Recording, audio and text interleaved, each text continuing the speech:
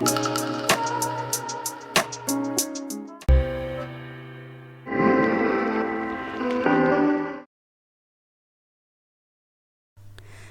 అండి, అందరికీ నమస్తే.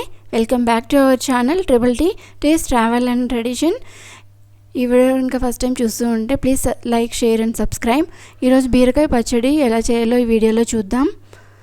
దీనికైతే 2 బీరకాయలు అయితే తీసుకున్నాను. 2 పెద్దవి, కొంచెం లేతగా ఉండే బీరకాయలు అయితే బాగుంటుంది. అండ్ 2 టమాటోలు అవసరం అవుతుంది. ఆనియన్ ఒకటి పోపు కోసము, తాలింపు. అండ్ ఇవి వచ్చేసి పోపు గింజలు, తాలింపు అండ్ అల్లం వెల్లుల్లి. అల్లం వచ్చి ఒక చిన్న మొక్క, ఒక 1 ఇంచు. అండ్ వెల్లుల్లిపాయలు ఒక 5-6.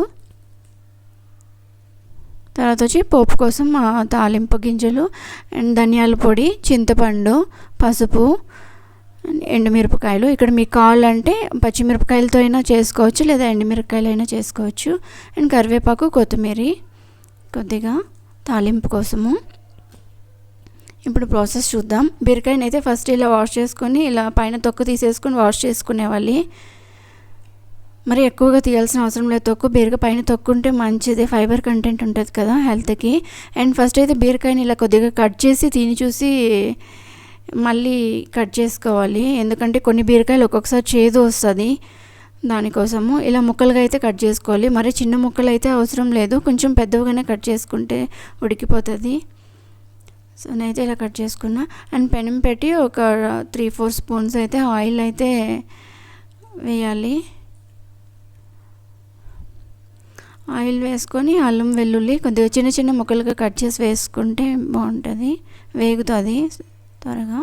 అండ్ మిరపకాయలు, ఇక్కడ మీరు పచ్చిమిరపకాయలు కొద్దిగా, ఎండుమిరపకాయలు కొద్దిగా 2 తీసుకోవచ్చు, లేదా ఏదైనా ఒకటే కూడా తీసుకోవచ్చు. మీ కారం పట్టి తీసుకోండి మిరపకాయలు. అండ్ బీరకాయ ముక్కలు వేసేసుకొని ఆయిల్లో కొద్దిసేపు బాగా మిక్స్ చేసుకొని ఫ్రై చేసుకోవాలి.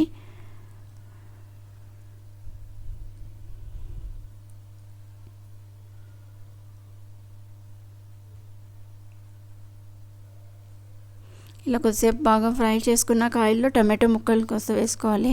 అండ్ అలాగే ఉప్పు, నేను ఇక్కడ రాళ్ళు ఉప్పు వేసుకున్నాను. వాటర్ ఏం అవసరం లేదు, కొద్దిగా పసుపు వేసుకోవాలి. సాల్ట్ వేసుకున్నాం కదా, టమాటోలు వాటర్ అంతా, బీరకాయలో ఉండే వాటర్ కంటెంట్ అంతా కొద్దిగా బయట వచ్చి త్వరగా మగ్గుతుంది. సో ఇలా ఒకసారి మిక్స్ చేసుకొని మూత పెట్టించుకొని ఒక 2-3 మినిట్స్ అలా ఒక మీడియం ఫ్లేమ్లో, హై టు మీడియం అలా చేసుకుంటే ఉడుకుతుంది. వాటర్ కంటెంట్ అంతా బయట వచ్చింది. సో ఇంకొద్దిసేపు వాటర్ అంతా కొద్దిగా ఇంకాలి, మరి అంత వాటర్ వద్దు. సో కొద్దిగా బాగా ఇలా కొద్దిగా వాటర్ అంతా తగ్గింది కదా, ఇప్పుడు ఉడికిపోయి ఉంటుంది. చూడండి, కొద్దిగా కట్ చేస్తే తెలుస్తుంది మనకి ఉడికిపోయింది. సో ఇలా ఉన్నప్పుడు కొద్దిగా చింతపండు వేసేసుకోవాలి. చింతపండు కొద్దిగా వేసుకుంటే సరిపోతుంది, మరి ఎక్కువ అవసరం లేదు. ఎక్కువ వేస్తే మళ్ళీ బీరకాయ టేస్ట్ మారిపోతుంది, పుల్లగా ఉంటుంది.